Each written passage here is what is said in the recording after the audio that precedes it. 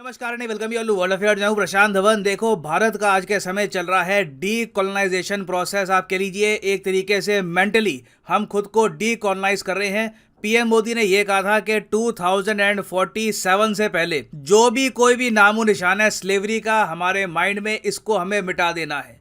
और इसलिए हम लोग राजपथ, जो एक बहुत ही इंपॉर्टेंट जगह है दिल्ली में, इसका नाम चेंज कर रहे हैं और अब हम इसको बुलाएंगे कर्तव्य पथ। ना सबसे पहले मैं चाहता हूं राजपथ है कहां पर मैप में, ये आप देखें। उसके बाद इसकी जो इंपॉर्टेंस है, हिस्टोरिकल इंपॉर्टेंस और इवन मॉडर्न डे इंडिया में इसकी क्या इंपॉर्टेंस है, ये मैं आपको बताऊंगा। ना फर्स्ट ऑफ ऑल यहाँ पे आप देख पाओगे, ये आपके सामने एशिया का मैप और ये है हमारा प्यारा भारत। और यहाँ पे मैं जूम इन कर रहा हूँ towards the capital of India और यहाँ पर आप देख पाओगे ये जो आपको बहुत ही इंपॉर्टेंट एक पाथ दिख रहा है, एक सड़क दिख रही है, इसे हम कहते हैं राजपथ।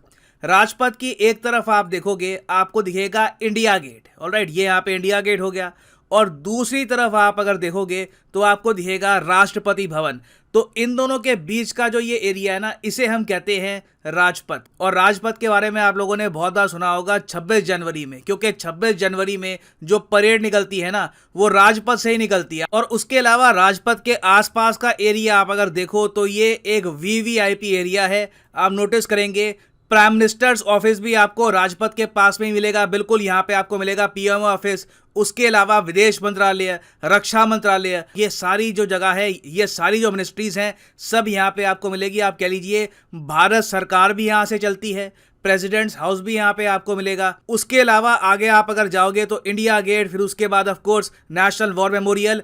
बहुत ही ज्यादा इंपॉर्टेंट लोकेशन है ये भारत की। और देखिए इस लोकेशन का जो नाम है ना, यहाँ पे जो सड़क है इसका नाम है राजपथ। राजपथ बेसिकली एक हिंदी ट्रांसलेशन है किंग्स वे की। अब आप यहाँ पे कहोगे कि इस लोकेशन को हम किंग्स वे क्यों कहते हैं? वेल, ये समझने के लिए एक छोटी सी क्लिप है कुछ सेकंड्स की, ये मैं चाहता हूं आप देखें।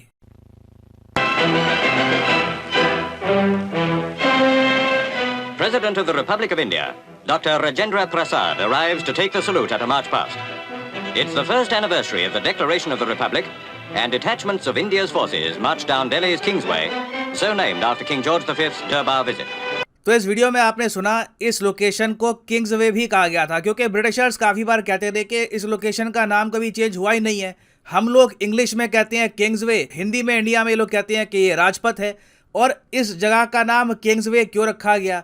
देखो 1911 में ना किंग जॉर्ज द फिफ्थ ने भारत की कैपिटल चेंज करी थी। भारत की कैपिटल कैलकाटा से दिल्ली कर दी गई थी। तो जब ये दिल्ली में आए ना, तब दिल्ली में ये जो लोकेशन अभी आप देख रहे थे, इस लोकेशन का नाम रख दिया गया राजपथ। ये पूरा एक सेरेमोनियल बुलेवार्ड है और इसका एक बहुत ही गहरा कनेक्शन है ब्रिटिश एम्पायर से। आपको पता होगा कि जो ब्रिटिश मोनार्क्स थे जिन्होंने भारत पे राज किया था, उनमें सबसे पहली थी queen Victoria. East India company से जब पावर ट्रांसफर हुई, तब उसके बाद बाय डिफॉल्ट क्वीन विक्टोरिया बन गई द एम्प्रेस ऑफ इंडिया। उसके बाद आए किंग एडवर्ड, फिर किंग जॉर्ज द फिफ्थ, फिर किंग एडवर्ड द एट्थ और फिर आखिरी एम्परर ऑफ इंडिया थे किंग जॉर्ज द सिक्स्थ। तो भारत में बहुत ही लंबे समय तक कई लोगों को अजीब लगता था कि किंग जॉर्ज के सम्मान में जो बॉलीवुड का नाम हमने रखा था किंग्स वे, इसका नाम हम ऑल टुगेदर कुछ और क्यों नहीं करते? हमने तो बस इसको हिंदी में ट्रांसलेट किया है। इसको हमें ऑल टुगेदर चेंज करना चाहिए, क्योंकि ये एक बहुत ही बड़ा रिमाइंडर है कि एक टाइम पर ब्रिटिश एम्पायर की यहाँ पर हुकूमत थी। और इसलिए अब फाइनली हम लोग राजपथ का नाम ही ऑल टुगेदर चेंज कर रहे हैं।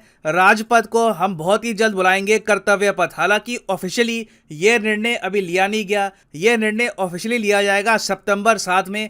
और मोस्ट प्रॉब्ली अगर सब कुछ स्मूथली चला तो सितंबर 8-9 के आसपास आपको इसकी एक प्रॉपर ऑफिशियल अनाउंसमेंट मिल जाएगी कि इस जगह का नाम अब चेंज कर दिया गया है। और इस निर्णय को लेकर कुछ लोग खुश हैं, कुछ लोग इस निर्णय की आलोचना कर रहे हैं कि ये बदलाव करने की आवश्यकता क्या है। ऑपोजिशन पार्टी में कुछ लीडर्स कह रहे हैं कि ये मैग्लोमेनियक मैडनेस है, ये करने की कोई ज़रूरत नहीं है। राजपथ एक ऐसा वर्ड है जो अब ब्रिटिश एम्पायर को ऑल टुगेदर ट्रांसेंड कर चुका है। ये इंडियन वोकैबुलरी में एक बहुत ही आप कह लीजिए स्पेशल वर्ड बन चुका है। तो हम इसको अब चेंज क्यों कर रहे हैं? तो अगेन मैं यहाँ पे आपसे पूछना चाहूँगा, क्या आपके हिसाब से आप मानते हैं कि राजपथ का नाम चेंज करके ठीक किया गया है, या फिर आप मानते हैं कि नहीं, अब 75 ईयर्स हो गए इंडिया की इंडिपेंडेंस को, यहाँ से कई बार हमारी जो परेड्स है, रिपब्लिक डे परेड, ये गुजर चुकी है, इतनी खास लोकेशन है, तो इसका नाम अब चेंज करना नहीं चाहिए था? लिखिएगा इसके बारे में कमेंट सेक्शन में, क्योंकि देखो वैसे रिसेंटली आप नोटिस करोगे तो बहुत सी जो सड़कें हैं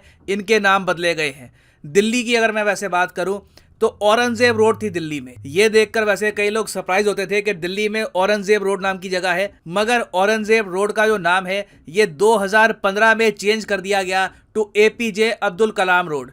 उसके अलावा रेस कोर्स रोड हुआ करती थी, रेस कोर्स रोड का नाम चेंज करके कर दिया गया लोक कल्याण मार्ग। उसके अलावा ब्रिटिश एरा के एक वायसरॉय थे, वायसरॉय ऑफ इंडिया डलहौसी, उनके नाम पर थी एक डलहौसी रोड, बहुत ही इंपॉर्टेंट रोड थी इंडिया की।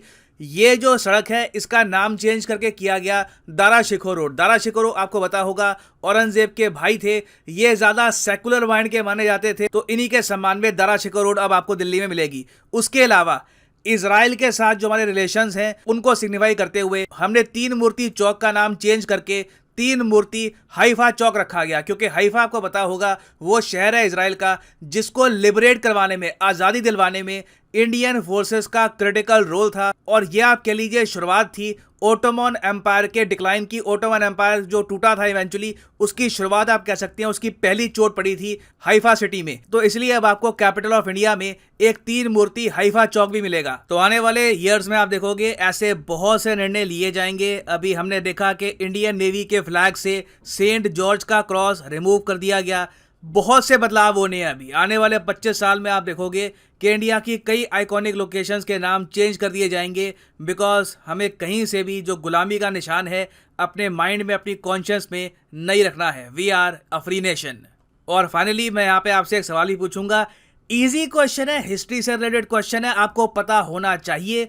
भारत के पहले वाइसरॉय कौन थे? आखिरी वाइसरॉय सबको पता है माउंटबेटन, मगर पहले वाइसरॉय कौन थे? थोड़ा सा ट्रिकी क्वेश्चन है, टेस्ट करेगा आपकी नॉलेज को। मैं देखना चाहूंगा कितने लोग सही आंसर करते हैं। यहाँ पर ये है यहाँ पे आपकी option, Lord Canning, Lord Hardinge, Lord Dalhousie या फिर लॉर्ड एल्गिन। कमेंट सेक्शन में सब लोग करो उत्तर। सही आंसर मैं नहीं देने वाला, आप सब लोग करेंगे सही आंसर, क्योंकि अगेन इसका आंसर गूगल करने से ही आपको मिल जाएगा। You can easily find the answer. जो लोग सही आंसर करेंगे उनकी कमेंट को मैं वैसे हार्ट दे दूंगा ताकि बाकी लोग समझ पाए कि सही आंसर क्या है। और फाइनली यहाँ पर मैं ये भी ऐड कर दूं कि आप किसी भी एग्जाम की तैयारी कर रहे हैं, चाहे SSC, UPSC, bank, NEET, any examination, comment section में जाइए, यहाँ पे आपको मिलेंगे ये सारे link. For example let's say आप प्रिपेयर कर रहे हैं फॉर यूपीएससी, ओके, तो क्लिक करिए यूपीएससी का लिंक पर और यहाँ पे आप परचेज कर पाएंगे यूपीएससी एग्जाम का course from Unacademy.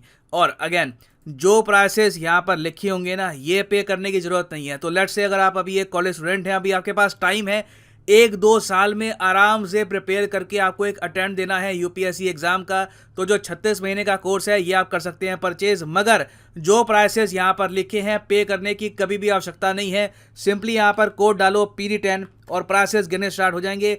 Same code आपको देगा massive discount on SSC, bank, pretty much on any exam course on Unacademy. So use the code PD10 and the prices will start falling. इसी note के साथ ये है video का अंत। Thank you for listening and as always God bless you all.